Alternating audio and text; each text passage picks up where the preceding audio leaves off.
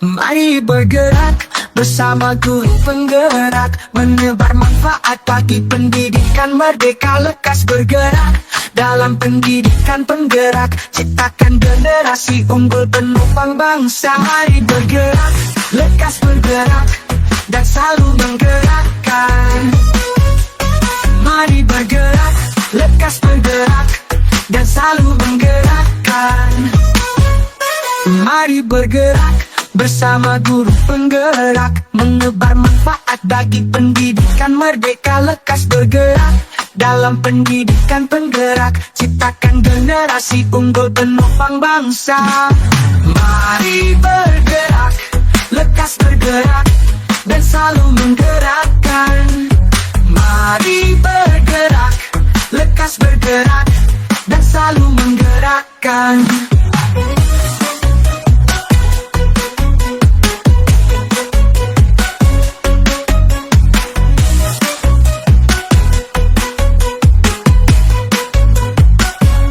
Mari bergerak bersama guru penggerak, menebar manfaat bagi pendidikan merdeka. Lekas bergerak dalam pendidikan penggerak, ciptakan generasi unggul penopang bangsa. Mari bergerak, lekas bergerak, dan selalu menggerakkan. Mari bergerak, lekas bergerak, dan selalu menggerakkan. Assalamualaikum warahmatullahi wabarakatuh. Waalaikumsalam warahmatullahi wabarakatuh, Pak Wiono. Bagaimana kabar Bu Anis? Alhamdulillah, seperti yang terlihat ini sehat walafiat. Bu Anis, pada kesempatan ini saya mohon waktunya sebentar. Saya ingin mewawancarai Bu Anis terkait dengan tugas saya untuk demonstrasi kontekstual modul 3.1, yaitu cara pengambilan keputusan di sekolah panjenengan. Oke. Bisa Bu Anis? Bisa, siap. Bisa langsung kita mulai? Oke, terima silakan. kasih atas waktunya Bu Anis. Langsung saja ya Bu Anis ya. Ya. Pertanyaan pertama Bu Anis, selama ini bagaimana Anda dapat mengidentifikasi kasus-kasus yang merupakan dilema etika atau bujukan moral? Ya Pak Wi, selama ini jadi kalau kami dihadapkan kasus, walaupun baru sebentar ya Pak Wi ya, baru satu semester lah, setengah tahun ini, tapi untuk mengidentifikasi kasus itu dibagi menjadi dua. Yang pertama yang namanya dilema etika itu jika kita dihadapkan pada kasus yang satu itu benar, yang lainnya juga benar Pak, jadi secara nilai itu benar dua-duanya. Sedangkan kalau bujukan moral itu dihadapkan pada pilihan yang satu benar, sedangkan yang satu salah di mata hukum, begitu Pak. Oh iya, terima kasih Bu Anis. Kemudian pertanyaan yang selanjutnya, selama ini bagaimana Anda melakukan pengambilan keputusan di sekolah Anda, terutama untuk kasus-kasus di mana ada dua kepentingan yang sama-sama benar atau sama-sama mengandung nilai kebajikan? Iya, jadi saat kami menghadapi kasus itu yang pertama yang jelas kita cari akar masalahnya Pak.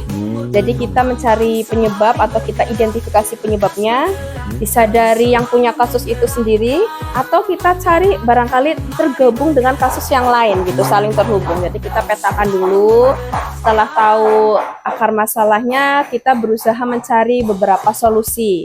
Jadi kita berikan beberapa solusi Pak, untuk bisa dipilih, dicari alternatif mana solusi yang paling baik. Jadi yang solusi tersebut diharapkan nanti bisa menyelesaikan masalah, sama-sama merasa lega dan tidak ada yang merasa dirugikan, begitu Pak. Oke, baik sekali Bu Kepala Sekolah ya. Selanjutnya, langkah-langkah atau prosedur seperti apa yang bisa Anda lakukan selama ini untuk mengatasi masalah tersebut? Sebenarnya hampir sama seperti pertanyaan kedua ya Pak ya. Jadi langkahnya yang pertama yang jelas identifikasi penyebabnya dulu, begitu. Setelah itu baru kita carikan solusinya.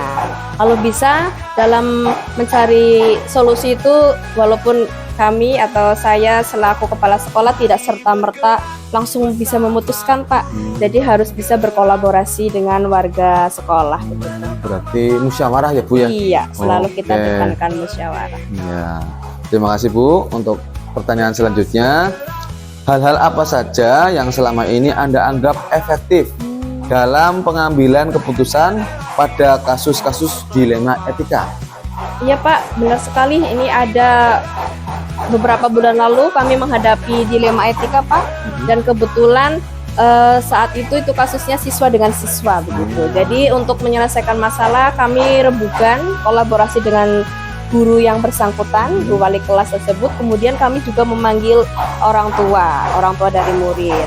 Alhamdulillah masalahnya bisa selesai. Jadi yang paling efektif menurut saya itu diskusi dan kolaborasi dengan berbagai pihak begitu.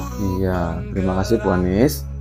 Kemudian hal-hal apa saja yang selama ini merupakan tantangan dalam pengambilan keputusan pada kasus-kasus dilema etika?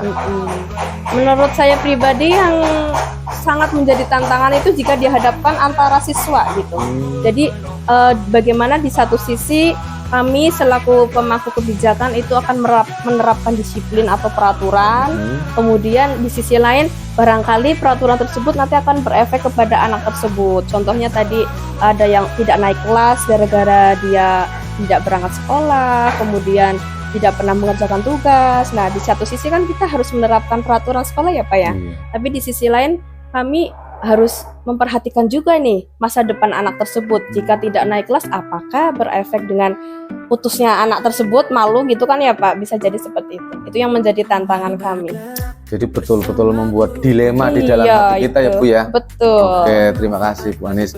Selanjutnya, apakah Anda memiliki sebuah tata kala atau jadwal tertentu dalam sebuah penyelesaian masalah etika? Apakah Anda langsung menyelesaikannya di tempat atau memiliki sebuah jadwal untuk menyelesaikannya? Bentuk atau prosedur seperti apa yang Anda jalankan?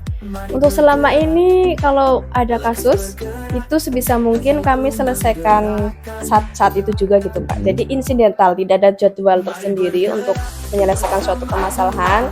Kemudian paling kalau mau ada penyelesaian yang kolaborasi dengan rekan guru, dengan orang tua, itu ya memang harus ada waktu khusus untuk bisa kita bermusyawarah menyelesaikan masalah gitu Pak. Jadi intinya insidental. Oh iya.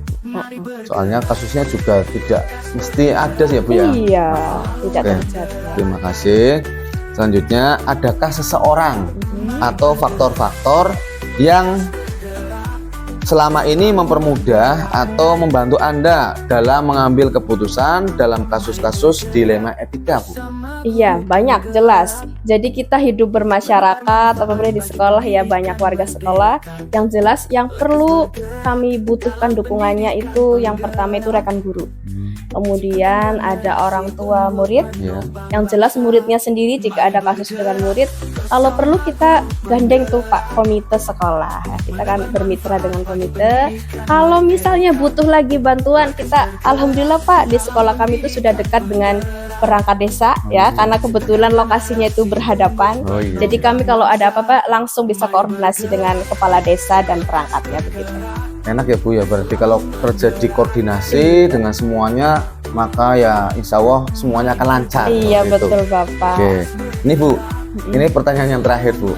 Ya, pertanyaan terakhir yaitu dari semua hal yang telah disampaikan, pembelajaran apa yang dapat Anda petik dari pengalaman Anda mengambil keputusan dilema etika?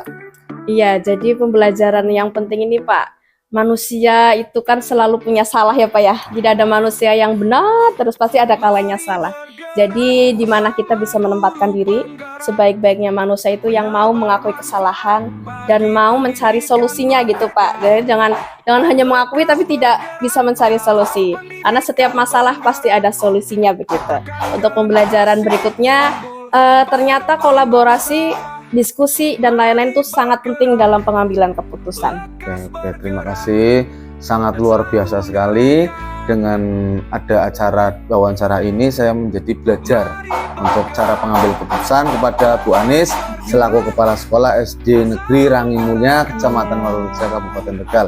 Semoga sekolah Ibu menjadi sekolah kedepannya semakin bagus, lebih baik lagi dengan kolaborasi yang Ibu jalankan. Amin. Terima kasih Bu atas waktunya. Mohon maaf ini sudah mengganggu ya. Terima kasih sekali.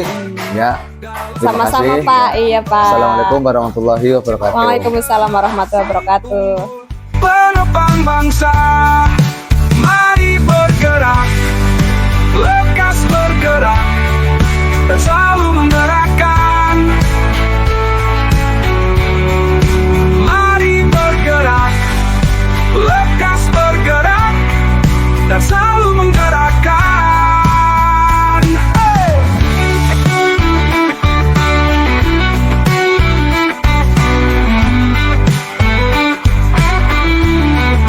Mari bergerak bersama guru penggerak, menebar manfaat bagi pendidikan merdeka. Lekas bergerak dalam pendidikan penggerak.